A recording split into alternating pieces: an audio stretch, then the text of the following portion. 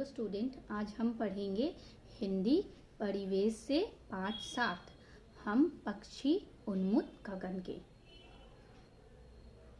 इस कविता के रचयिता या कवि हैं श्री शिवमंगल सिंह सुमन जी।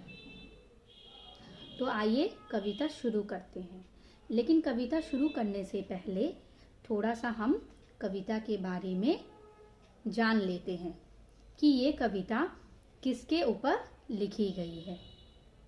जैसा कि शीर्षक से पता चलता है कि हम पंछी उन्मुक्त गगन के जो कविता है यह पक्षी के ऊपर लिखा गया है।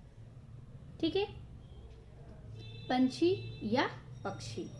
ओके, इस कविता में कवि ने ये बताया है कि उन्मुक्त यानी खुले आकाश में गगन, यानी आकाश में खुले आकाश में पंछी उड़ सके।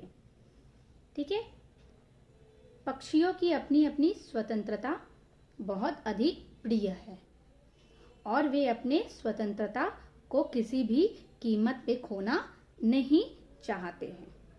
ठीक है, तो आइए कविता शुरू करते हैं। ठीक है, कविता शुरू करने से पहले यहाँ पे कुछ आप लोगों प्रस्तुत कविता में कुछ बताया है। प्रस्तुत कविता में कवि ने पिंजड़े में बंद पक्षी के माध्यम से गुलामी की पीड़ा का वर्णन किया गया है। ठीक है, कि मतलब पंछी को पिंजड़े में बंद कर उसे बहुत कष्ट दिया है। ठीक है, इस कविता में उन्होंने बताया है कि पक्षी को भी स्वतंत्रता उतनी ही प्रिय होती है, जो मैंने अभी आप लोगों को समझाया। तो आइए अब मैं शुरू करती हूँ पहला पद।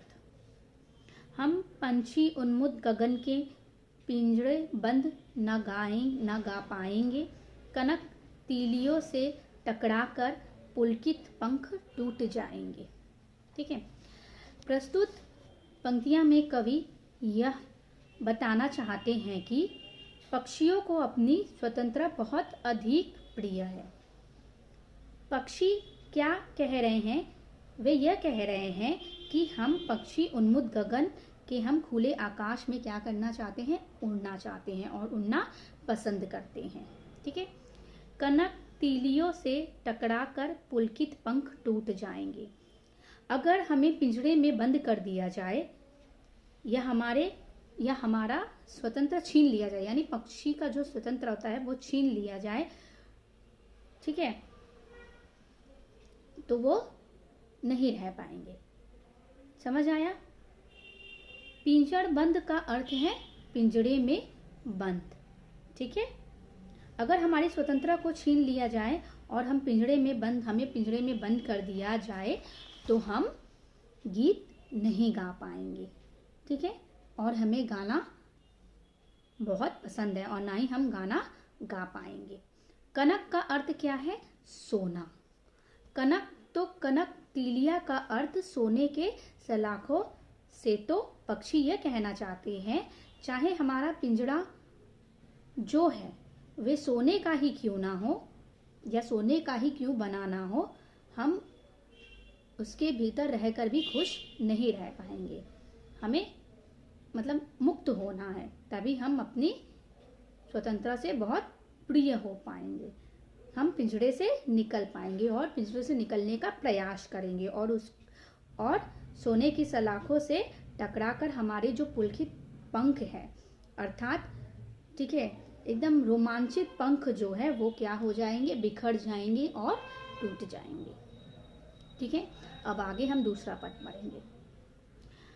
हम बहता जल पीने वाले मर जाएंगे भूखे प्यासे, कहीं भली है कटुक निबोरे कनक कटोरी की मैदा से।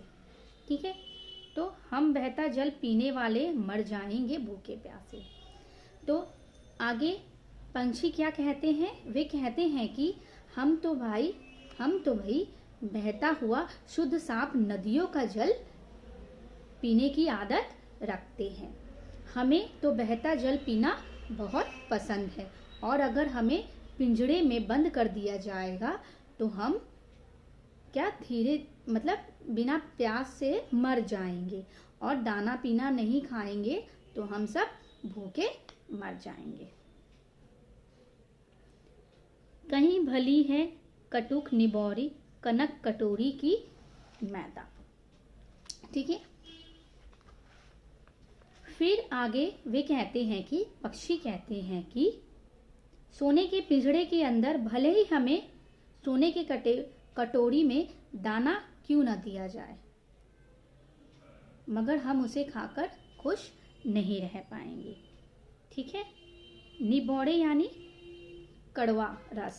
भले ही आप मुझे कड़वे रस पिला दो, मगर हम सोने के पिंजरे के अंदर कैद रहकर नहीं खुश रह सकते। ठीक है, अर्थात ना ही भोजन कर सकते। ठीक है, हम मुक्त होना चाहते हैं, स्वतंत्रता होना चाहते हैं। ठीक है, कनक कटोरी की मैदा से, यानी जिस तरह आटा होता है गेहूं के दौरान पीसा जाता है, वैसे ही मैदा भी होता है, अर्थात जो पक्षियों के भोजन में इस्तेमाल किए जाते हैं। पक्षी कह रहे हैं भले ही हमें सोने की कटोरी में ही भोजन करने के लिए क्यों ना दिया जाए, लेकिन हम उससे खुश नहीं हैं, बल्कि कड़वे खाकर हम अपने जीवन में स्वतंत्र होकर खुले आसमान में रहकर बहुत खुश रह सकते हैं। अब अगला पद हम पढ़ेंगे। स्वर्ण श्रृंखला के बंधन में अपनी गीत उड़ान सब भूले, बस सपनों में देख रहे हैं तरु की फुनगी पड़ के झूले। ठीक है, अब सब पक्षियों के बारे में, सब पक्षियों क्या सोच रहे हैं कि वे उड़े, खुले आकाश में उड़े। ठीक है, और वे पेड़ के डाल पर बैठे, और पक्षियां जो होती हैं वे ऊंची ऊंची डालों पर जाकर ही बैठती है, और जब डाल हिलते डुलते हैं तो वो उसके दौरान बहुत खुश होती हैं और वो भी हिलते डुलते रहती है। ठीक है, अपनी गति उड़ान सब भूले, बस सपनों में देख रहे हैं। वे अपने बंधन से मुक्त होना चाहती है। ठीक है, और वे रुकना नहीं चाहती है, खुले आसमान में घूमते हुए वे गीत गाना चाहती है। ठीक है, वे लेकिन ये सब क्या देख पा रही है, सपनों में देख पा रही है, लेकिन वो अपने सपनों से निकल कर बाहर खुले आसमान में वो गीत गाना चाहती है। ठीक है, तड़ू की फुनगी पड़ के झूले। ठीक है, वो झूलना चाहती है। ठीक है, और सब में एकता लाकर उस पिंजड़े के अंदर वो बंद नहीं रहना चाहती है, लेकिन पक्षी अभी भी पिंजड़े के अंदर बंद है। ठीक है, तरु का मतलब होता है वृक्ष या फिर उसे पेड़ कहते हैं, और फुनगी का अर्थ है पेड़ की ऊंचाई, जो शाखाएं होते हैं। ठीक है, ओके स्टूडेंट, मैं आगे का पद आप लोगों को नेक्स्ट वीडियो में अपलोड कर दूंगी। Thank you student.